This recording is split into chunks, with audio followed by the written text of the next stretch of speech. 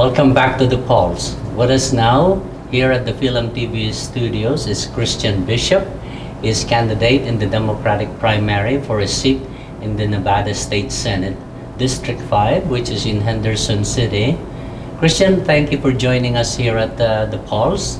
Yeah, so glad to be here, Sam. It's always a pleasure. It's our second time, and here with your Royal Highness. Glad to be here with you guys today. It's always a good time.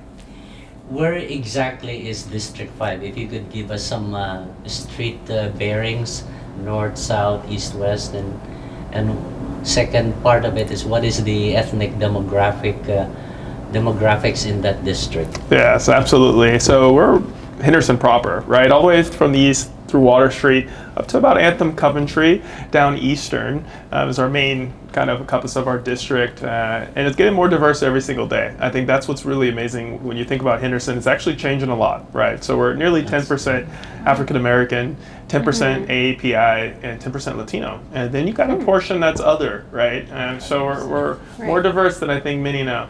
All right. Well, it gives me a picture because I know, like. Water and then the eastern part of all the way down Eastern too. If you could make that big drive, I used to live over there. Yeah.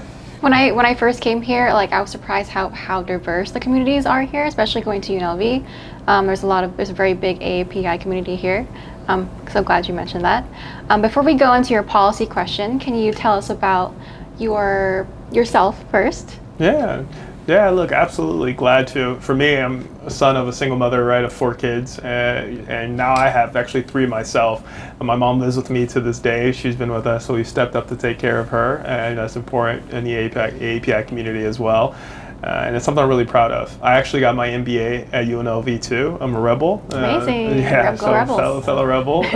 Finishing up law school this year as well, and I'll be joining the Air Force as a JAG in the reserves. So I'm an entrepreneur, I'm a father, I'm a son, and a son to my campaign manager, Tita Margie Gonzalez as well, the first Filipina campaign manager in a Senate race.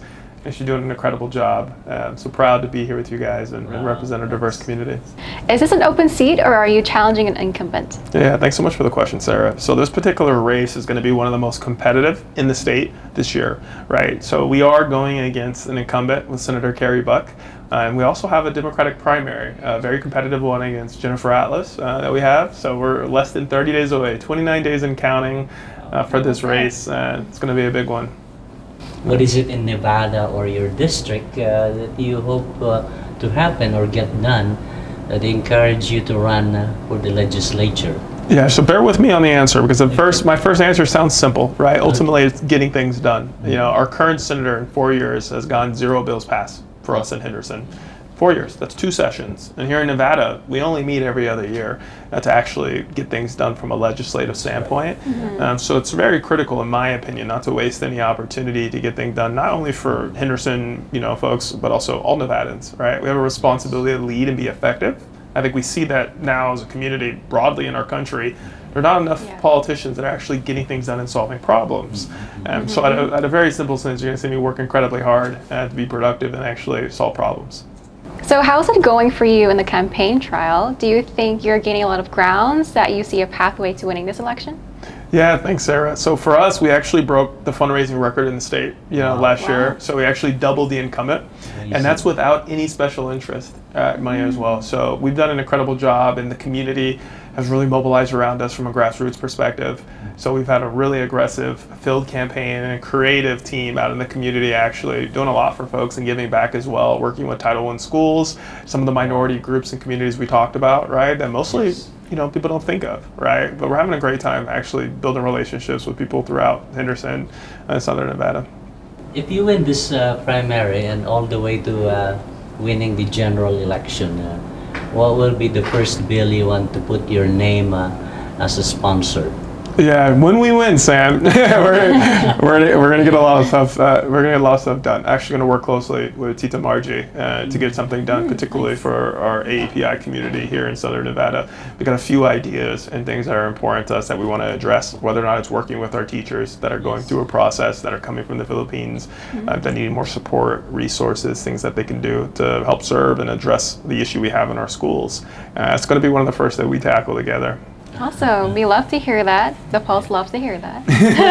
It's, Sarah here in Nevada, okay, they get elected, say a state senator, or especially a state assembly, they get elected once every 2 years, okay. Right. But as Christian says, the session only happens once, It's like Right. the first year of their term, okay, and of the 2 years. So with the Senate, which is like 4-year term, but you have to grab that they have to grab that opportunity to get something done. But if you don't do anything, you miss the chance, Only got one is chance. that like a Senate rule in the Constitution, or is just like a Yeah, it's the way it's set up to run now. It's something we revisited. Does it make sense to move to more of an annual model, right? There's thoughts against that, both pro and con, that you have to think through. It also costs the state money, right, to actually bring this. Right. You have to think through an efficiency standpoint. Is this what we want?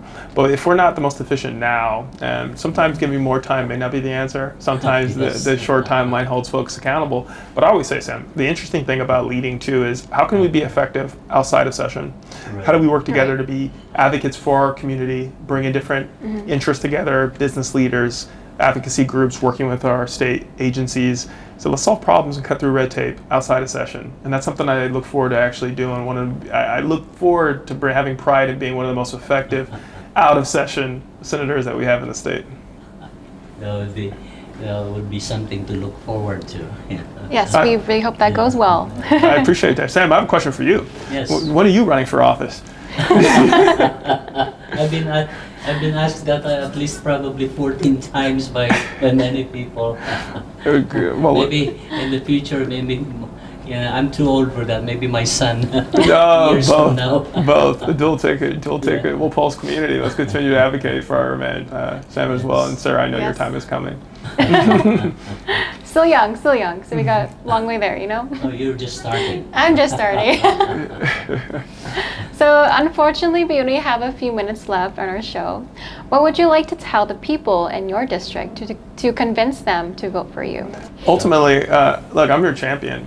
For me, it's important and critical to get things done every single day. I don't take this responsibility lightly, not just for you, my neighbors, and everyone there, but my 3 kids, my family, my wife who's with me.